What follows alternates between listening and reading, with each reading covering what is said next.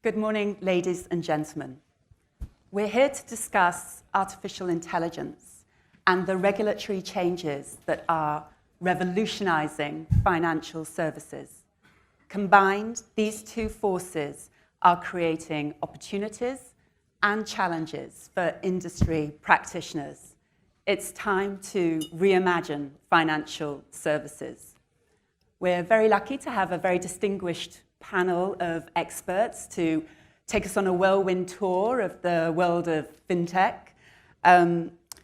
So firstly, we have Abdullah Al-Moyed, the CEO of Al-Moyed Technologies, the first licensed open banking provider in the Middle East and North Africa.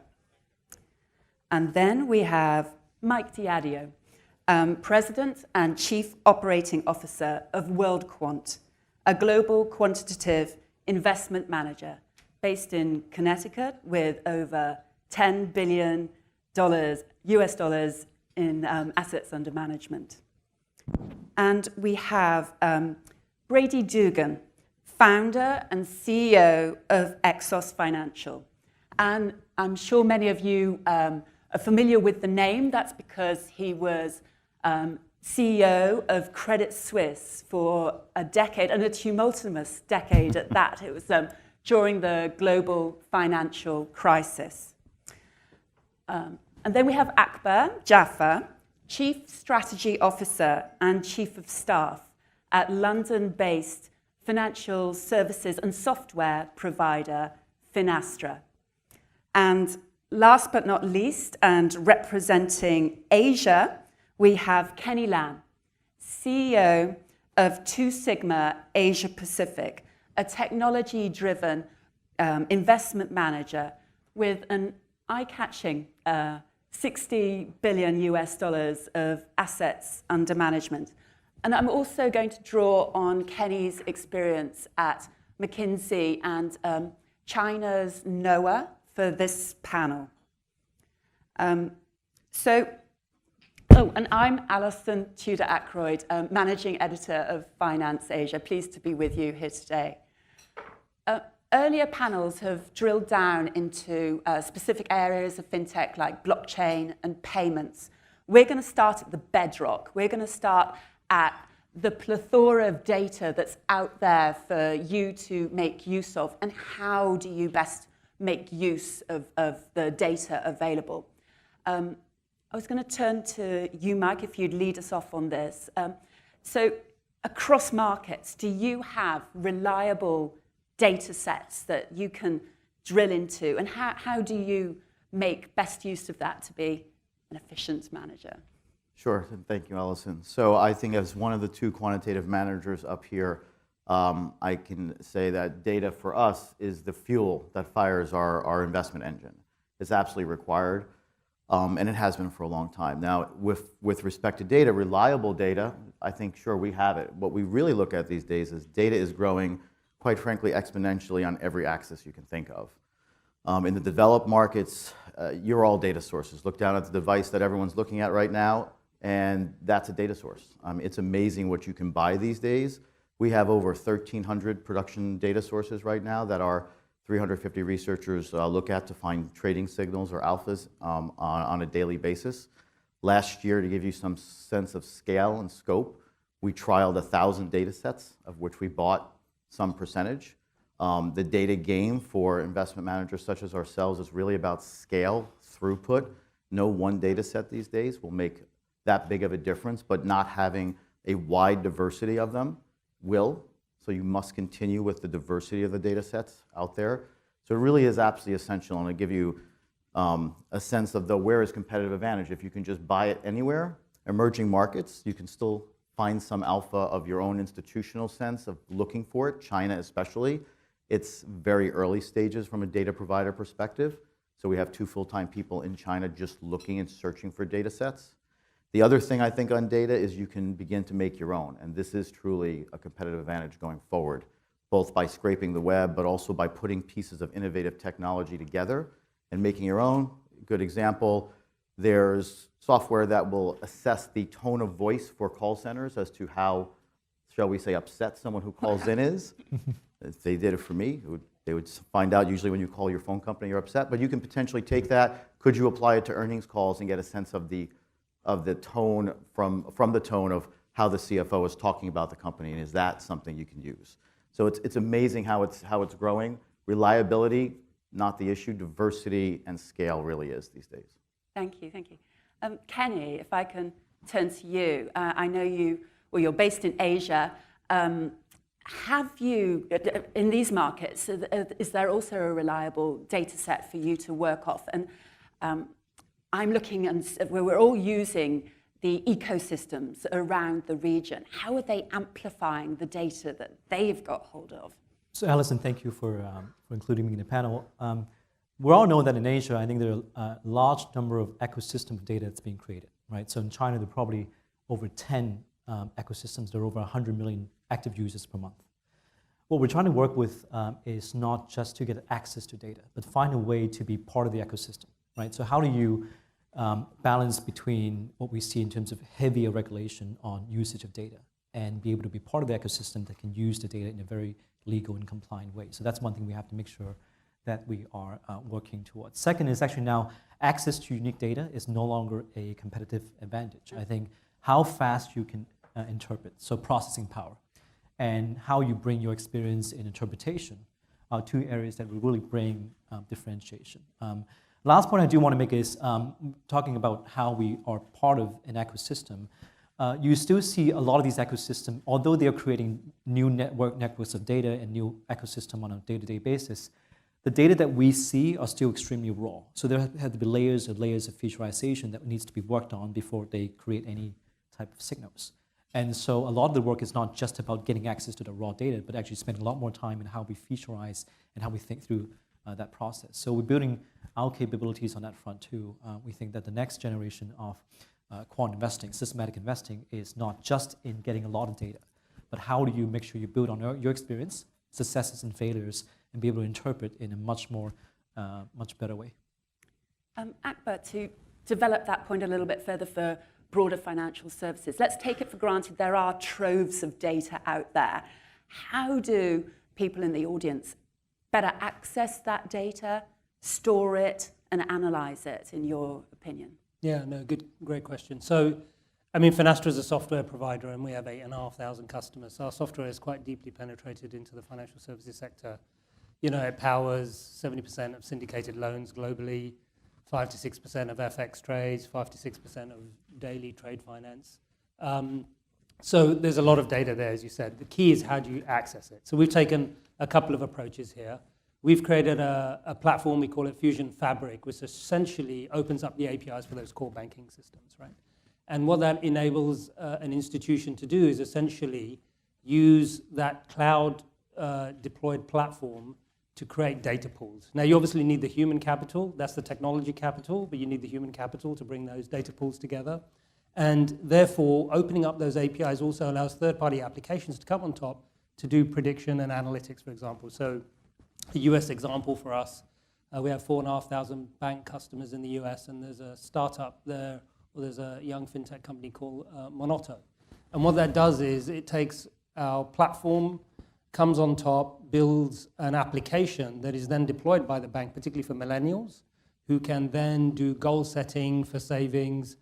They can look at, Moderator can look at their account and look at the behavior in those accounts and come up with predictions about things that they can do with their money, and particularly opportunities for the bank to propose specific products for them, right? So that's within the bank and the enterprise. Also, the platform that we're developing also allows for collaboration between banks. So take syndicated loans, for example. If you create a marketplace for syndicated loans using this platform, you can bring various inefficiencies and value chains together that allows the pooling of information and to get further insight. So, you know, the key is technology-enabled data pools to create connectivity. And then I think, if I think of Asia, you know, Asia still has a huge opportunity in front of it. I think I read some Citibank stats that said, I think 50% of folks don't have current accounts, 90% don't have credit cards, but 90% have phones. Yeah. So you think of the phone as additional capture points for that data and data insight. So that's the approach we think about getting hold of that data and analysing it. Thank you. Brady, would you say the institutional side of the market has been a little bit slow in using the data sets available for them? How do you think that they could do a better job? Mm-hmm.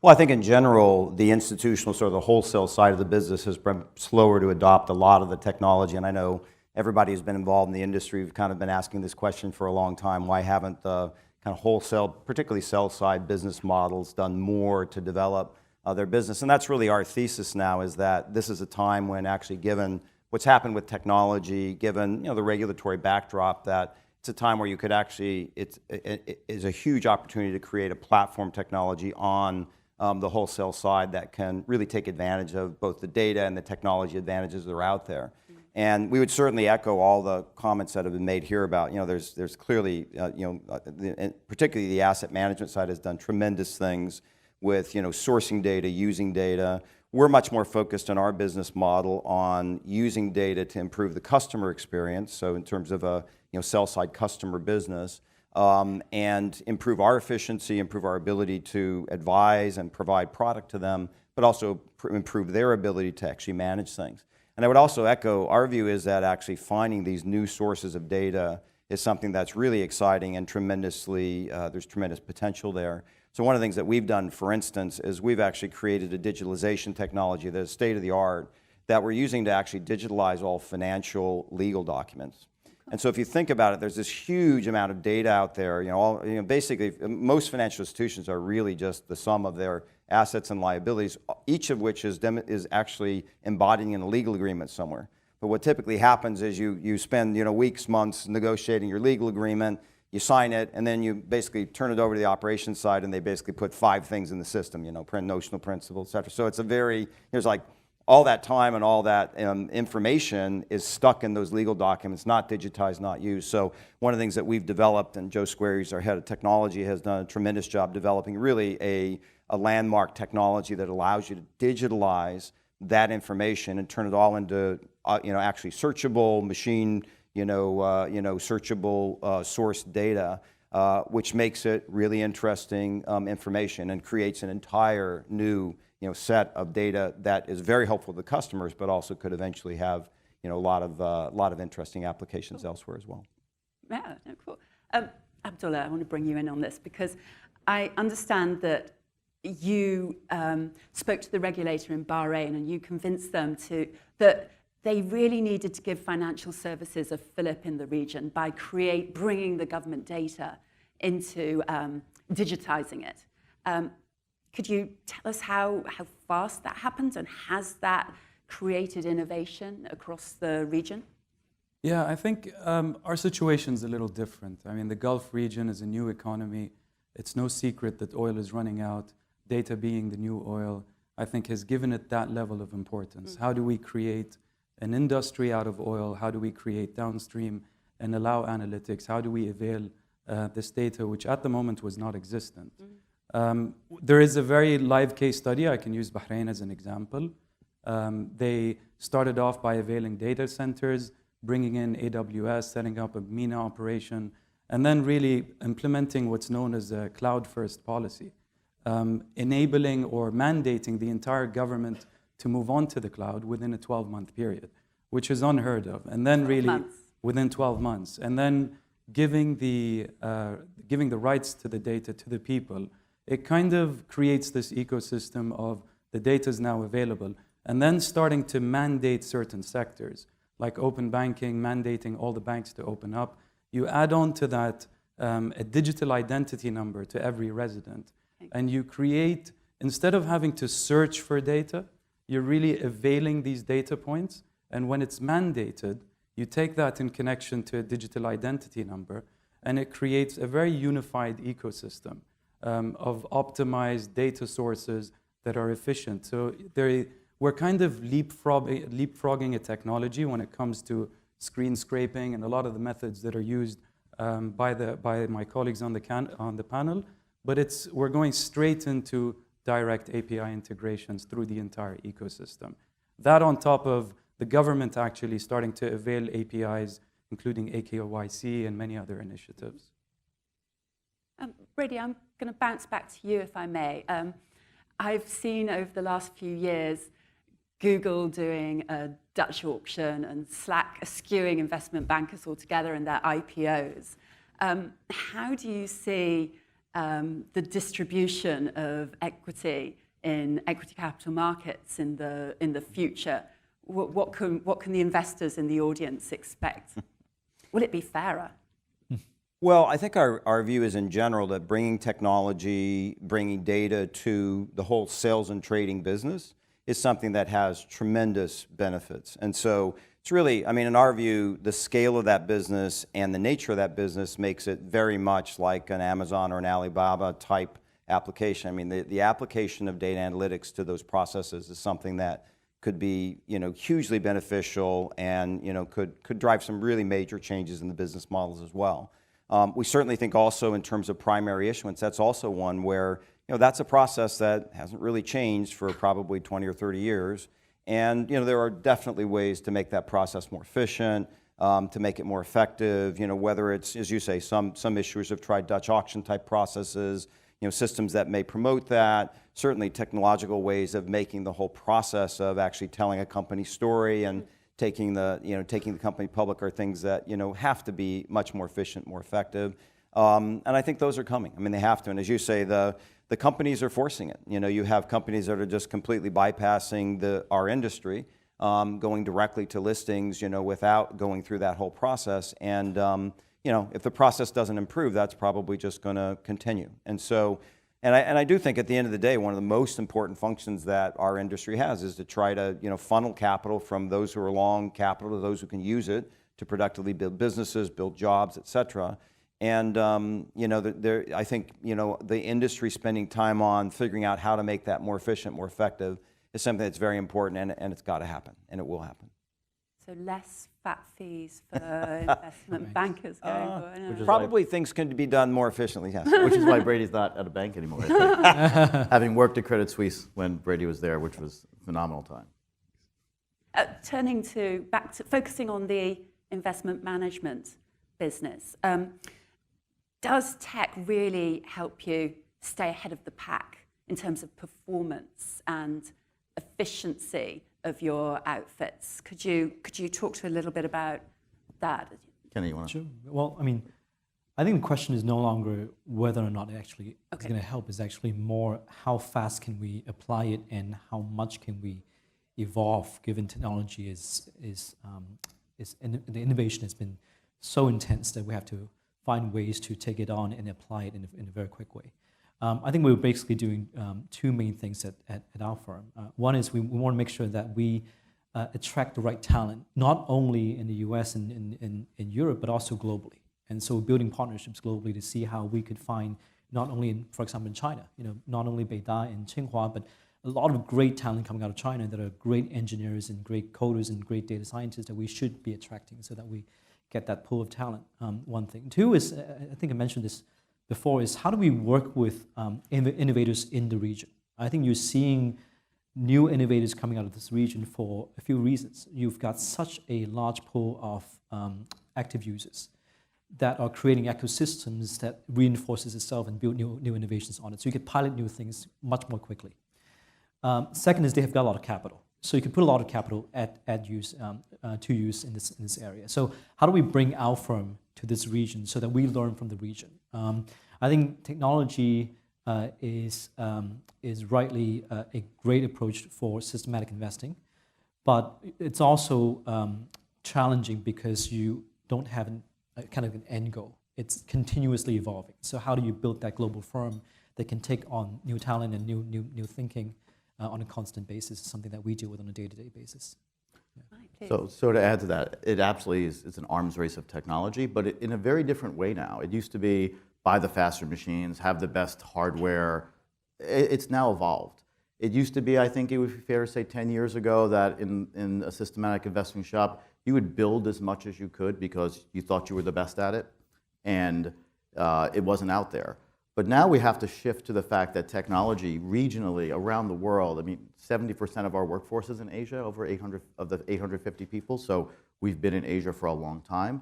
But now what you're finding is you have to find the tools, not just the hardware, the TensorFlows, all these different tools out there are already ahead of what we could do ourselves because the world has innovated so quickly, a lot in Asia as well, that we can now use to augment data sets, to, as I said before, figure out what's the tone of the voice, and so on and so forth, convert Chinese language articles to English and then run a sentiment engine. It's all out there. So we no longer have the lock on that. So from a technical perspective, one has to stay up with the innovation as much as the hardware. It's like Moore's law sort of tailing off, but you get that back in terms of the software innovation that's going on around the world. I did want to add one thing. I learned that millennials now have an app that can tell them they're spending too much on beer on Saturdays. And I'm thinking about how that would have been when I was in university. That's quite compelling and changed the world. Credit You score learn. change. That's right. There you go. One data point I want to add is recently I've talked to a lot of fundamental managers. You're starting to see them add teams related to data scientists and technology. And now I think what you're seeing though is that they're not yet a core part of the whole investment process, but you are seeing even fundamental managers really trying hard to incorporate that as part of the process too. That's something that I think it's quite boosting performance for them, or jury out?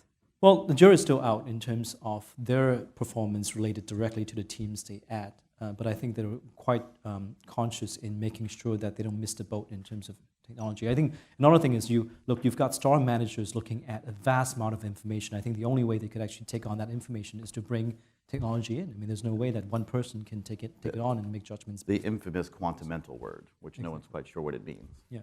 Quantimental, yeah. I keep making fun of myself. I recently joined the firm, and I said I'm probably the least educated guy in the firm because we've got probably 800 data scientists in the firm who are non-financial sector related, 300 PhDs, many of them actually double PhDs. So when I sit in the room, I'm like, sorry, I'm the least educated guy in the room, so help me.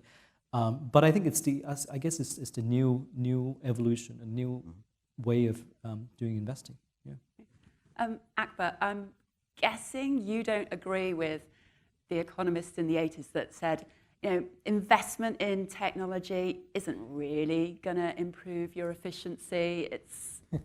I don't think that's your ethos, right? Yeah. So if you look at the numbers, right, the financial services industry spends approximately 450 billion on IT and IT-related services. 450 billion. Yeah, that's the annual number. And what we've seen, I think, is a growing shift. And if you look at the numbers going forward, historically, 90% of that has really been institutions building their own technology capability. About 10% has been buying it. But if you look at the numbers going forward, that 10% is increasing at the fastest rate. In fact, Asia is leading the pack.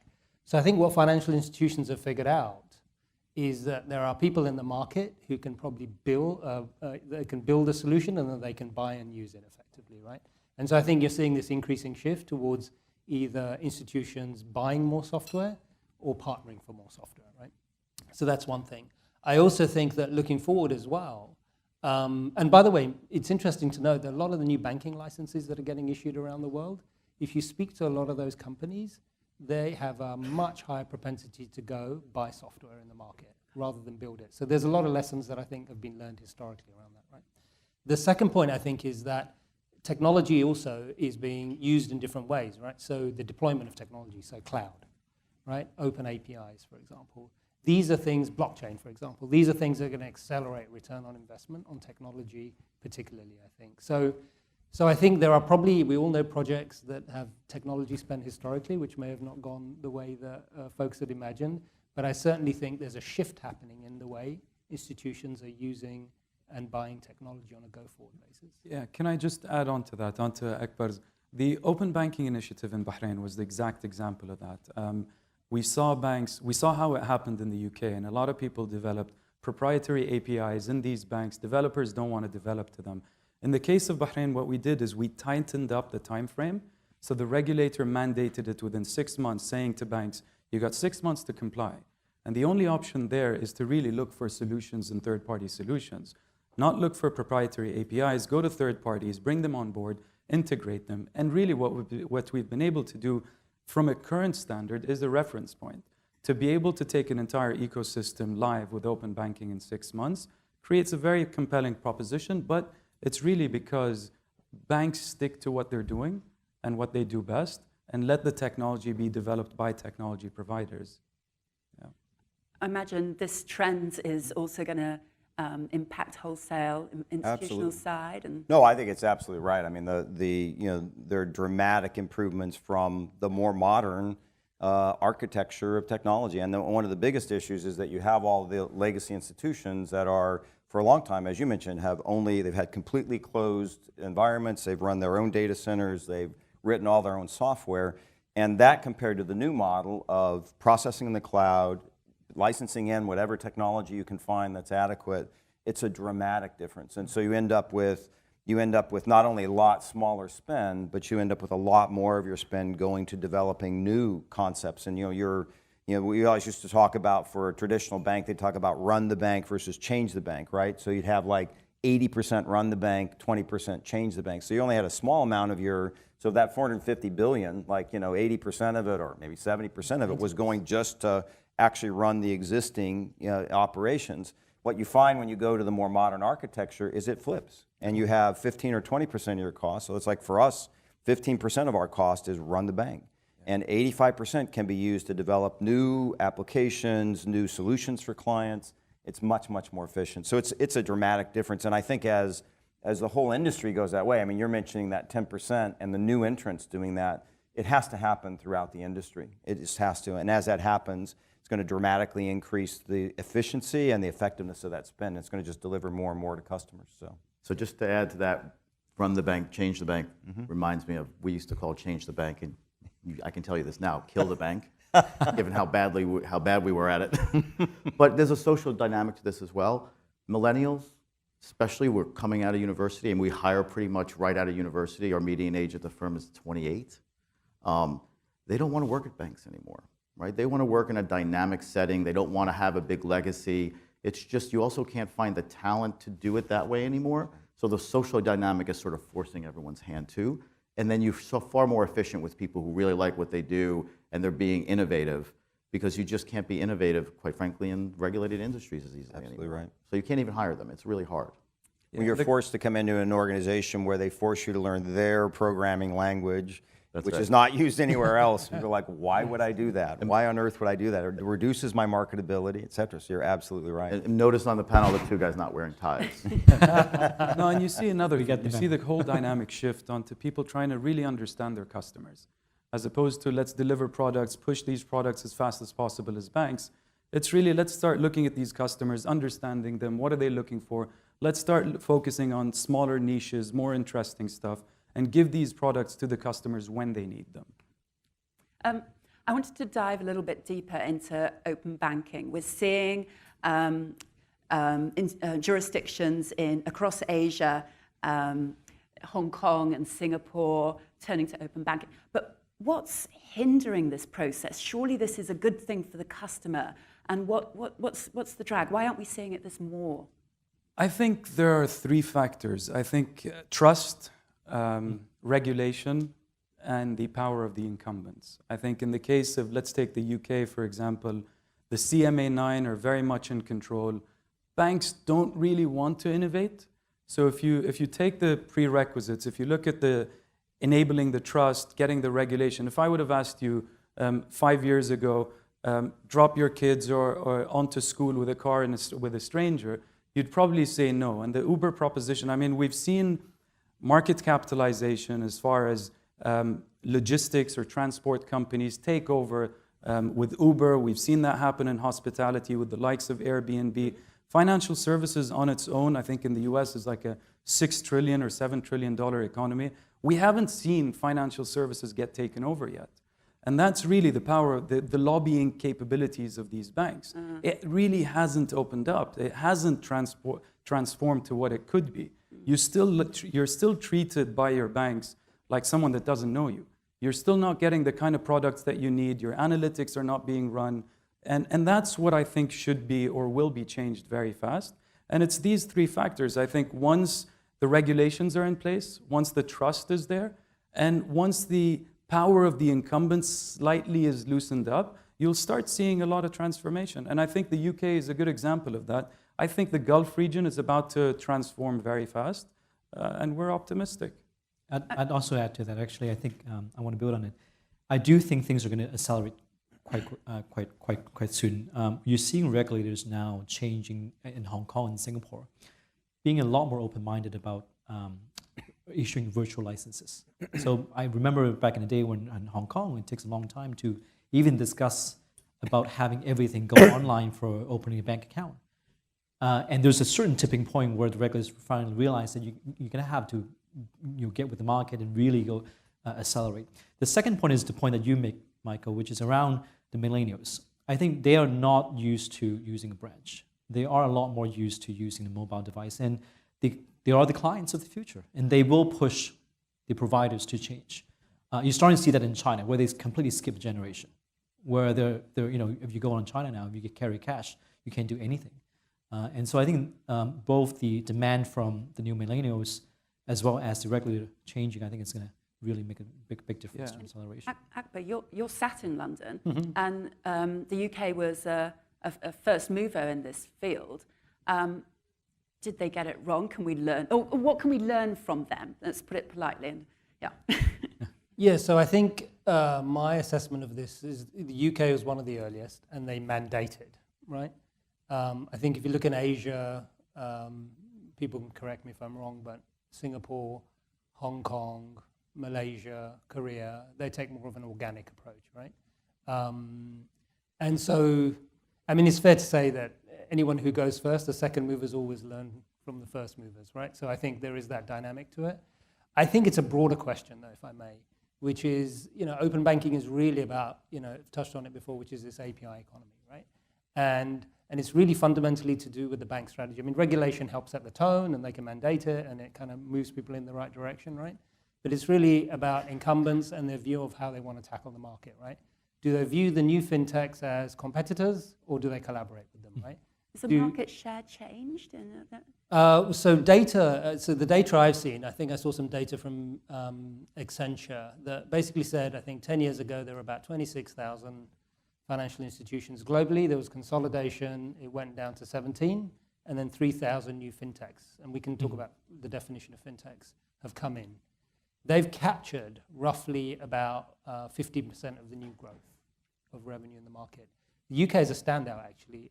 The new players there are 65% of them are new fintechs, effectively, and they've captured a lion's share of that revenue growth, new revenue growth as well. So, I don't know if the two are related to open banking and whether they were first to move, and that's going to be replicated across the board. But I do think it's a broader question about what incumbents do and how they use open APIs. And they can use fintechs to provide new services to their consumers and to their corporates, right, in a collaborative way. Because, fintechs also have an issue about distribution. It's very hard for them to scale. They don't have the balance sheet. So there's a natural coming together, potentially, right, of fintechs and incumbents. So we shall see how it pans out. But certainly, I think the UK did set the tone. But as I say, second movers generally learn from the first mover, right? Yeah, I think it. Can I just add on to Akbar? I think the open banking is a reality, and it's inevitable. It is happening. Open APIs are the future. The only question is which jurisdiction is going to accelerate the process. We all know what's going to happen as far as decentralization. Banks will be commoditized or turned into utilities where they'll process payments and do a lot of the trust work. The top layer is going to become fintechs. Fintechs are going to integrate into these banks. But how do you accelerate that process? And that's where I think regulation plays a big role.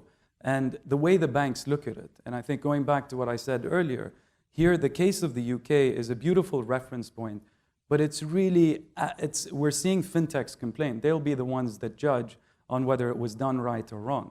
The question is where are these fintechs going to go to next, and which regulators will legislate fast enough and mandate fast enough to be able to embrace these. So I think this is going to be a very interesting year going forward, to be able to see where these fintechs go, to really get that fastest go-to-market, because banks are sitting there arms wide open, waiting for them to come and then propose their solutions to their existing customers. Yep. So you'll see partnerships, you'll see acquisitions, you'll see a lot of these partnerships, which we really haven't seen until today. So I think it's a very interesting year ahead when it comes to the integration of fintechs. Brady, I'm going to bring you back. A big question now. And it has competitive and geopolitical ramifications. Is China ahead in the fintech race? And looking at some of the players there, are there things to learn from those ecosystems? What's your view on what's coming out of China right now? Yeah, I think, I mean, obviously different countries, different regions of the world are, sort of proceeding at different paces. I definitely think some of the models in China obviously have grown very rapidly and are very, very interesting models. But they approach things differently. If you look at the things that a lot of the people on the stage do, those kinds of entities, I mean, you don't have a lot of competition in China. On the other hand, if you look at an Alibaba or some of these other business models, that's a tremendous model, and frankly, there's a lot to learn from the way that they pull data together, integrated, et cetera. Not necessarily that unlike Amazon either, but with probably a more financial bent. So in my view, there's lots of innovation, lots of things going on in many different areas. Certainly there are models in China that are really interesting and that I think are showing the way for how to build broader platforms. And frankly, from our point of view, the kind of business we're looking at, trying to build more of a platform technology, those are pretty interesting models to to emulate. Being able to have a broader platform where you can pull together the information and really leverage that, and you can see the value of that in an Alibaba or an Amazon. So certainly some very tremendous business models. But again, it's a little there are different parts of the landscape, I think, in different parts of the world. So Kenny, you were president of China's NOAA, one of the largest wealth and asset managers in the country. I'm sure you've got a view on this. What did you see? What did you? In my prior role, I'm such a promoter of the country that I want to say something a bit more controversial or maybe counterintuitive. I think you hear a lot about scale in China. That's natural. But I do think that all the firms in China have been competing in a closed system.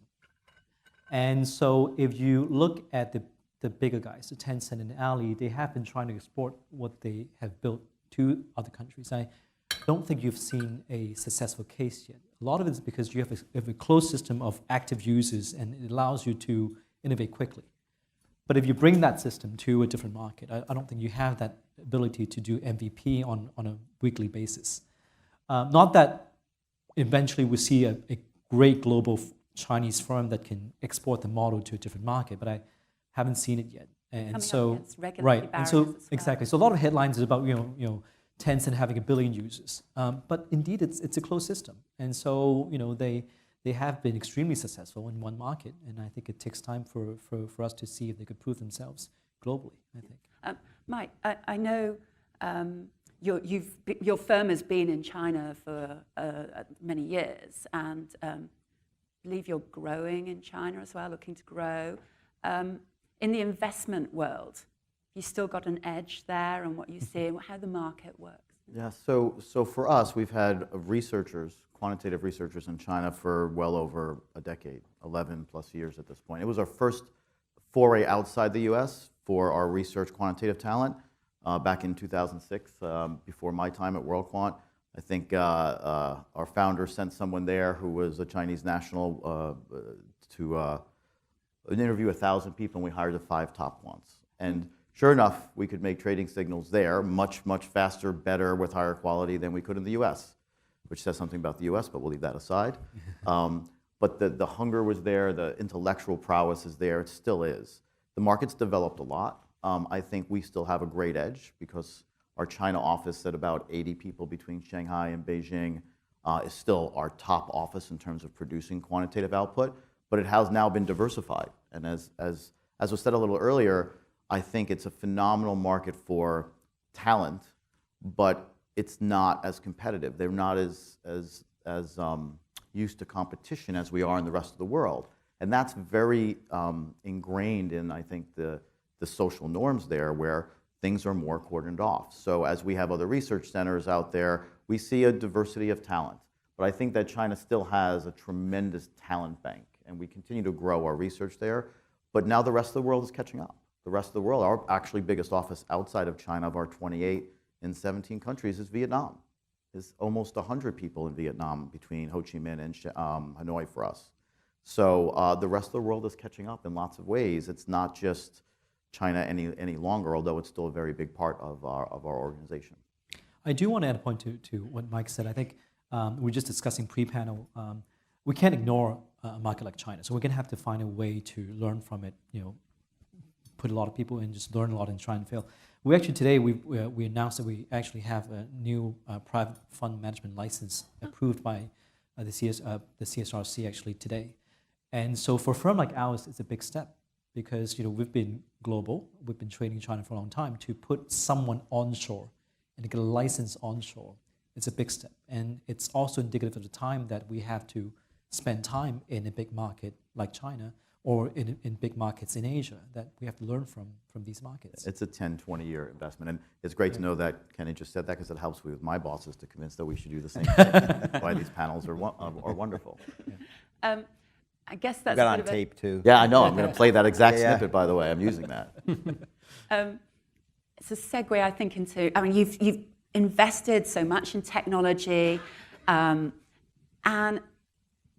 how do you protect that edge that you've developed carefully and nurtured in terms of intellectual property in emerging markets?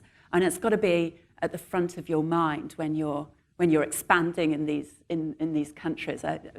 Do you want to? Well, one, from a technical perspective, we keep our data centers in countries where we have high regard for the intellectual property right laws and the judicial system. So that's one thing, and that's the technical aspect of it. From a personnel aspect of it, our model is we have so many trading signals and so many people and so many research offices. We don't worry so much about any individual person leaving. Of course, we have non-competes, but they're difficult to enforce all around the world. You do that, but more so it's the structural aspect of how we're structured. And you can't worry too much about that because it's not solvable on any large scale. The biggest thing is to produce a lot of output, have high quality research around the world, and that problem sort of takes care of itself. Mm-hmm. So we don't worry so much about that these days. Mm-hmm. Well, it's an issue for markets like China where their perception about IP risk, I'd say perception because I think some are reality, some are perceptions.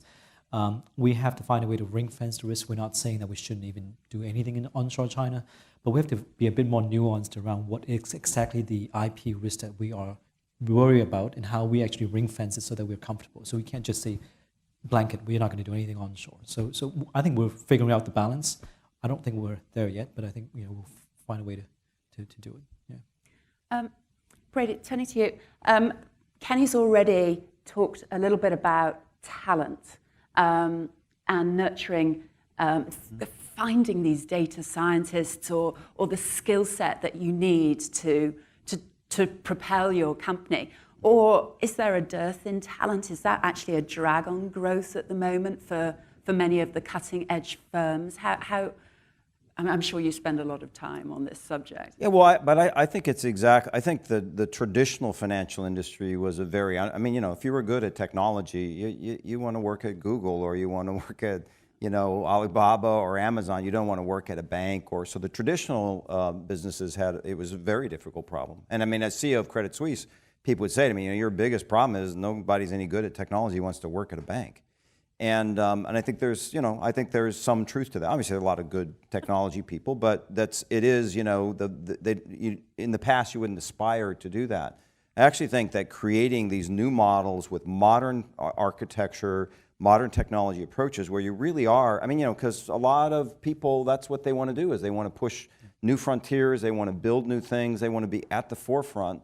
And honestly, actually, I think they view the financial sector as one which is kind of one of the last great, unconquered sort of horizons from a technology point of view, and they want to be part of the group that helps to revolutionize that. And that is actually, I think, creating a tremendous source of talent from the more traditional technology worlds. We have we have Googlers and Facebook people and Microsoft people, and they are very, very frankly, in some respects, our businesses are more interesting to them now than those other what would be considered the more traditional or in the past sexier sort of technology businesses, and that's a very interesting development. I mean, you can get the very best people now who want to work in our businesses because it's exciting and it's a new frontier. It's really good. And we give them ping pong tables and we give them Xbox. We don't make them wear ties. Make them happy. But to just add on to that, I mean, at World Quant, there's a reason why it says world, which is we actually take the opportunity where the people are. That's why of our 850 people, 80% are outside the US, mostly in Southeast Asia, now 4 countries in Eastern Europe, because the opportunity is missing there, but the people are just as smart, if not hungrier, and you bring that opportunity there, and I don't want to give Kenny any ideas, but in Vietnam, 2 Sigma's not there, right? so when we're hiring, our hire to offer ratio is 90%, some years 100% in some markets. Try that in San Francisco, try that in Singapore, try that in New York. You're competing with everybody. So this democratization of opportunity that we see at World Quant is out there, and you can find amazing talent if you're willing to go where it is. And the whole immigration issue that's going on in the Western world doesn't help bringing people to the UK or the US. So you have to go and get them where they are. And that is one of our competitive advantages that we continue to press as we open more offices. Our next one is Estonia, and that's one country that's going completely digital, right? So it's going to be really interesting. I haven't visited there yet.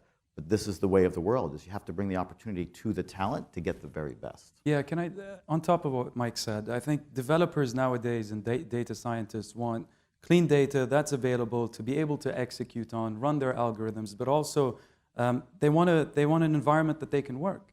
And if open banking is being challenged, if a lot of these initiatives are being challenged because of incumbents, they'll start looking for jurisdictions where they can actually innovate.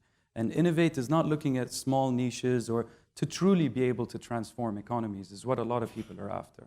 So we're doing something quite unique, adding on what the panelists said. On the talent point, for a New York-based firm like ours, it's a big step where we start striking partnerships with local firms to attract talent. So we did one in China where we did a partnership with Ping An and the Wharton School to basically train about 150 data scientists per year. And we've never done this before. The idea is that while the brand 2 Sigma is good globally, we have to be local. And so we'll work with a local firm like Ping An, and we'll be able to access 8 great universities we've never thought about attracting talent from.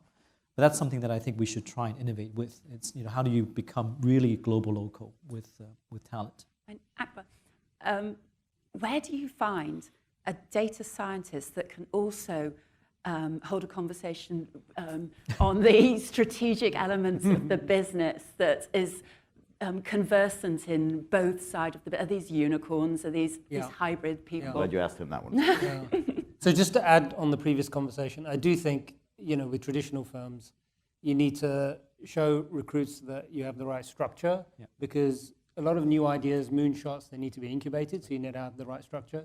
You need to make sure you're putting the right talent, you need to make sure you're putting the right capital in and setting the right culture, right? I think you get those things right, traditional firms can amply attract the right talent. Coming to data scientists, I mean, we have data scientists, and they tend to come from a mathematician slant, obviously, right? Data scientists. So the gap is really about subject matter expertise. So what we find is folks will come in, they can run models, they can do all the analytics, etc., but they then have to go and speak to a subject matter expert. Clearly, ideally, what you want and where we're heading towards is they have both aspects, right? So they understand the sector, the subsector, the business issue that's being solved. They understand how to train the models, get the data, and marry the two so you come out with more insight, right? And that's, I think, the challenge for universities, for countries, for us, to make sure that we can develop talent in that way. Akbar, let us know when you find them. But I think culture is such a critical aspect. Absolutely. And I joked earlier about the ping pong table, but when we run our quarterly surveys on employee satisfaction, always in the top 3, because it generates camaraderie. Typically, mathematicians, we sit behind our computers all day and you don't socialize as much, so you need a reason to do that. Culture is so important, especially hiring millennials out of the universities, but to then encourage them to want to ask the questions, why am I doing this, not just go do it. And that's essential, and without the cultural aspect, you can't get there. We have a program we run globally, we call them high performance entry level, right? And these are the things we put in place to make sure we attract swathes of folks coming in there. So you're absolutely right. Yeah. I'm going to turn to the audience shortly. So if you've got any burning questions, don't let this opportunity slip through your fingers to raise your hand. But to wrap up, I'm going to ask you guys a quick question. Where do you see the most disruption in financial services over the next 5 years? You can name a region, you can name a segment of financial services, but you have to be quick. And who wants to kick off on this one? I'll go first. I mean, I'll be specific. Insurance in Asia, I think what you see is low penetration. You're seeing a shift in behavior of clients. You're seeing vast amount of data that could be helpful for the whole process. Client profiling, risk assessment, underwriting, claims assessment. All that is actually now ripe for disruption. So insurance in Asia. There's plenty of pain points in insurance, Exactly. isn't there? Yep. Yep. Oh, briefly. So Yes. I think payments already started, more to come. Picking on a couple that are closer to my heart, which is trade finance. Yep.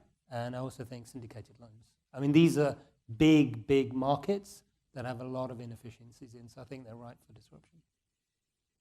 Yeah, I guess my view would be the wholesale side, because I think that's the farthest behind. I think it's done the least. If you talk about payments, other areas, there's been quite a lot done. So I think sort of the institutional side of things, and I do think this concept of a platform with think of a major investment bank, but with an Amazon or an Alibaba-like capability, and putting that together and pulling it together. I think that's going to be a huge development over the next 5 years. Indeed.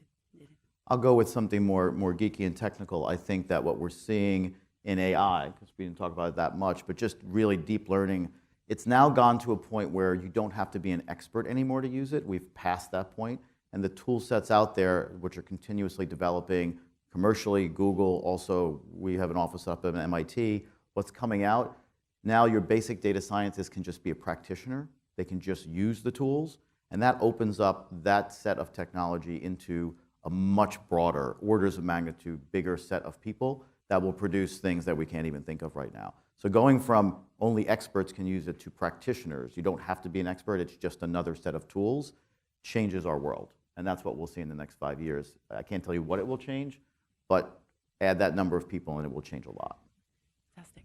Yeah, I think we'll see over the next 5 years the conversion of banks into utilities much faster than we expect. I think it'll happen in jurisdictions where the digital strategy is well defined, and we'll start seeing them in these jurisdictions before any others. And the whole introduction of people engaging with fintechs much more than they engage with their banking services. Thank you. Food for thought. Any questions out there on any aspect of fintech?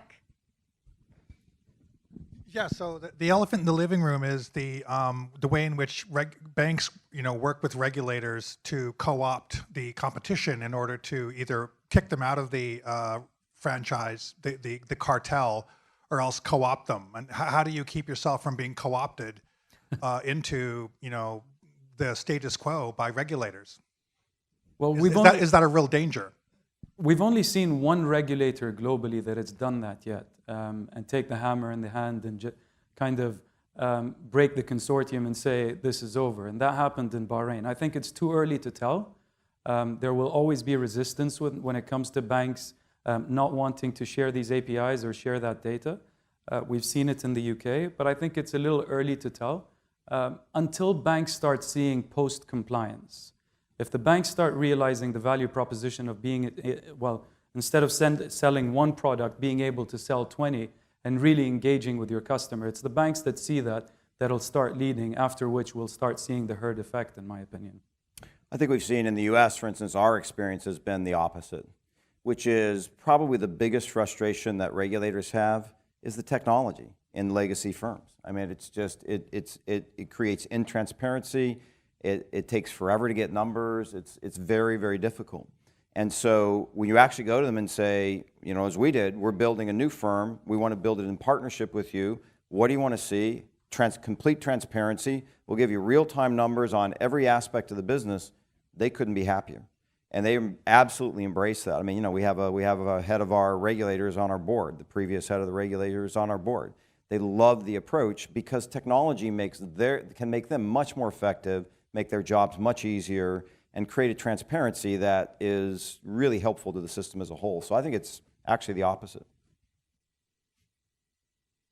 Did it answer your question? Any others in the audience? Maybe a question on privacy or? Yeah. Hi, I was just wondering what's giving you the impression that the banks don't want to open their APIs in the UK, for example, because they have done so.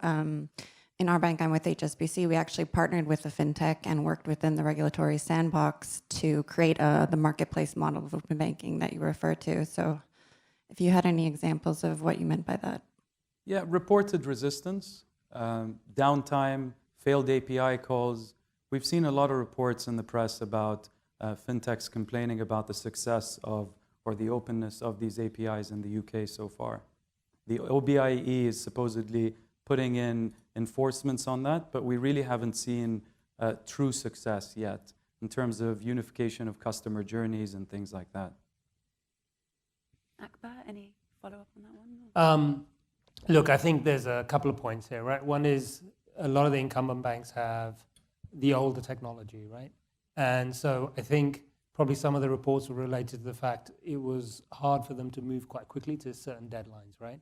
And I think that's why, you know, without plugging Finastra too much, we've taken a platform approach, right? You open up the APIs, you take some of that technology and you enable it to be plugged into third parties, right?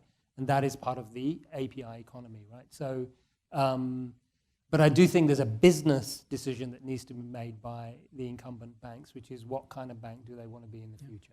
And technology can enable that change. Any comeback on that or any other questions?